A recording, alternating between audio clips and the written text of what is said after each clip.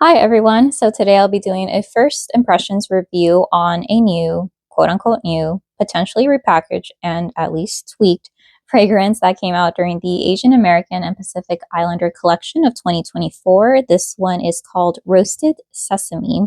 So the retail price of this is $26.95. I purchased this during the $12.95 candle sale. The fragrance notes listed at the bottom say roasted sesame, toasted hazelnut, sweet maple with natural essential oils.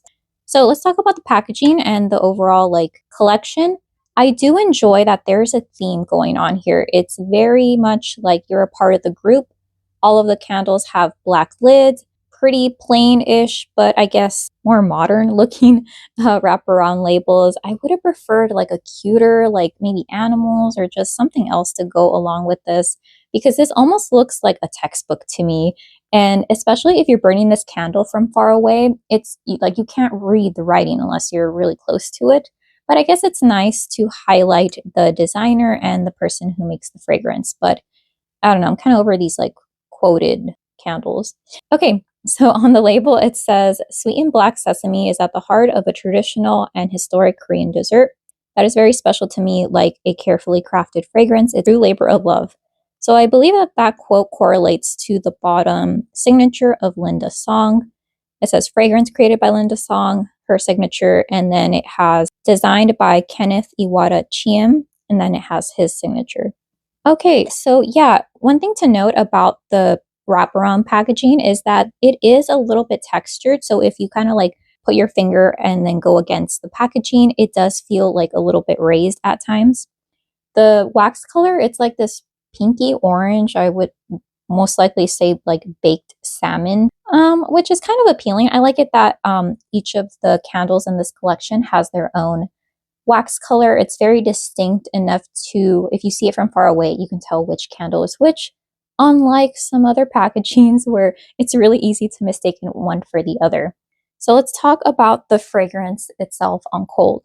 I was very intrigued when I first read the notes or like heard of the notes. I was a little bit thrown off by toasted hazelnut because I primarily smell hazelnut scents in coffee candles, like coffee, even chocolatey type of scents mixed in with a little bit of hazelnut. I feel like hazelnut is very strong and apparent that it kind of takes over. So I was a little bit hesitant about that. And then when I smelled it on cold, I do agree with a lot of people that say that it smells, well, that it smells similar. Some people say it's identical to the other Bath and Body Works fan favorite scent that comes out during the fall, Pumpkin Peanut Brittle, also created by Linda Song.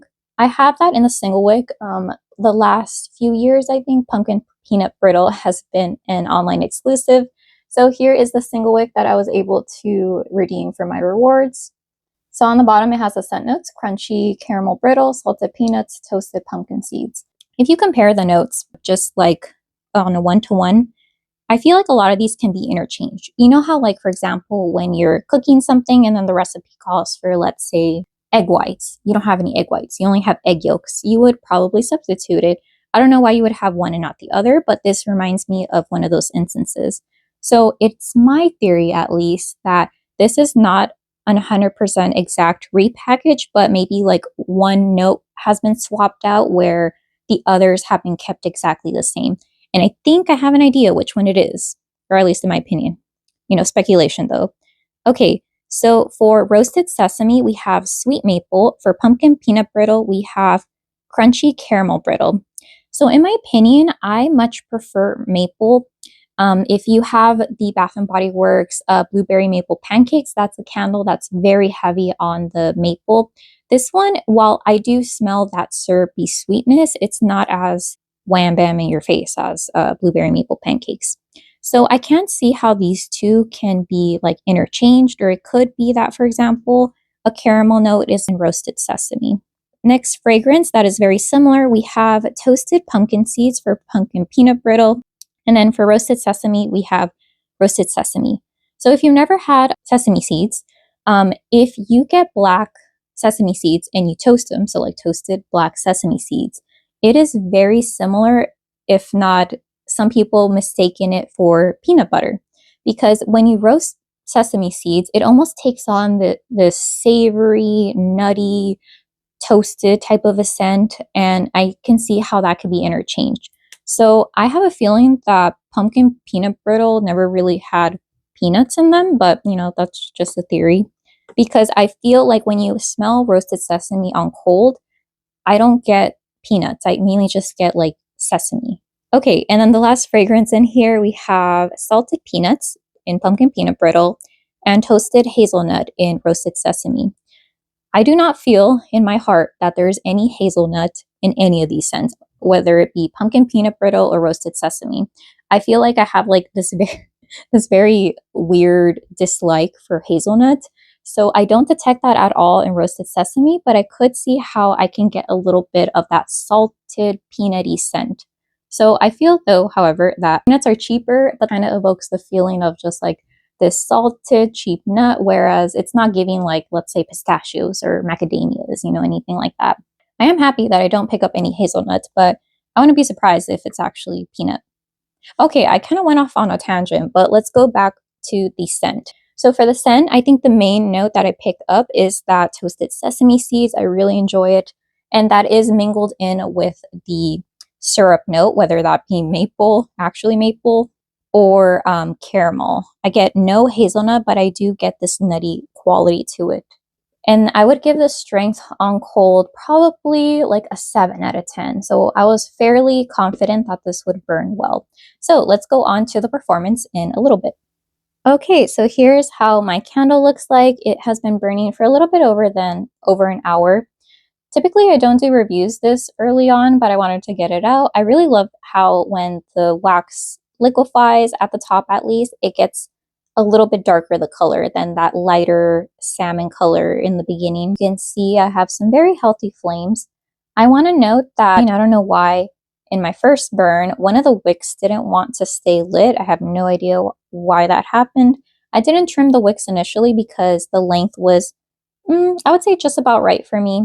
However, I have trimmed the wicks every subsequent burn because if you don't know, these have the thicker rope type wicks where if you leave this burning for too long, it's going to start smelling charred like kerosene. It's going to start sooting and or creating mushroom tops. A tip for this particular candle, I noticed that if you keep the burn time under 3 hours, but enough so that it pulls out, that you have a greater chance of your candle not dudding out or not getting all like sooty, discolored and all that during the halfway or during the last 50% of your burn. Okay, now let's talk about strength and projection, which I love Bath and Body Works because this candle, oh my gosh, I had been burning some Homeworks candles that were giving me like 3 out of 10s, 4 out of 10s, and it was just slightly depressing. I'm so happy to report that the strength of this candle, it's like medium high. I would give it 8.5 out of 10 at the lowest. I wouldn't go as far to say that it's a 9 out of 10, but I can definitely smell this candle.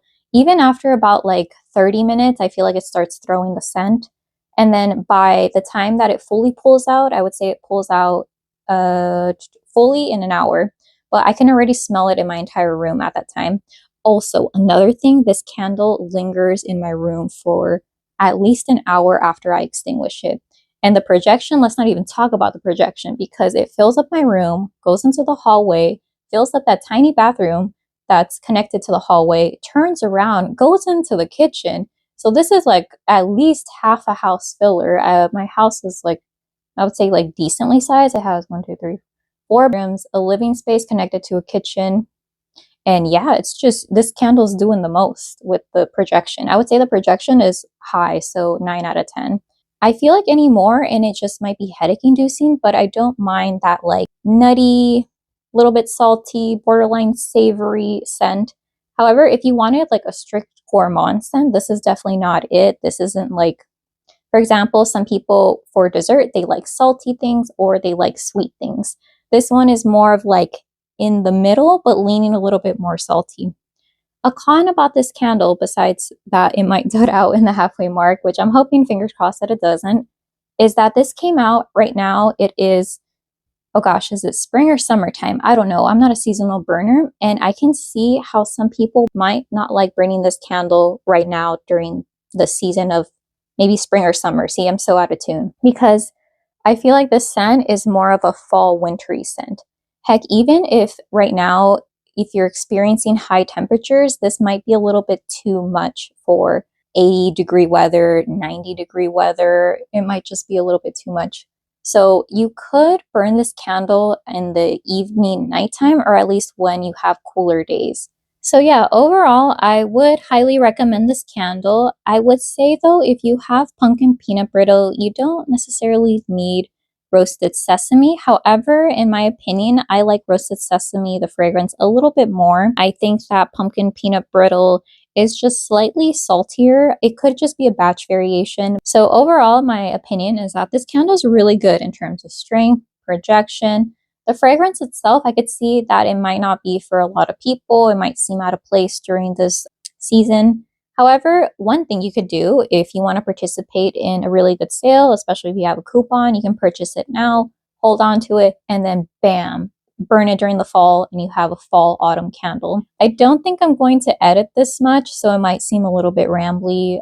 It's been a while since I did a review on a Bath and Body Works candle. So there's that. So let me know, what are your thoughts on this candle, if you think it's a repackage or not, or maybe it's just a slightly tweaked fragrance, because Bath and Body Works tends to do that as well. The side rant, I feel like even some fragrances that they have originally come out with, if they bring it back, it's slightly tweaked. Like for example, Totally Separate Body Care Ice Lemon Pound Cake. The initial one smelled a lot more, not a lot more, marginally more of the lemon citrus note, and then when it came back for 2024, I feel like now you pick up more on that cake note. So it could be that even if something is a repackage, it could be different enough to you that you want to repurchase it versus the previous ones. So even if something is a repackage or whatever, I think that it's good to just smell it in person because you might like it more.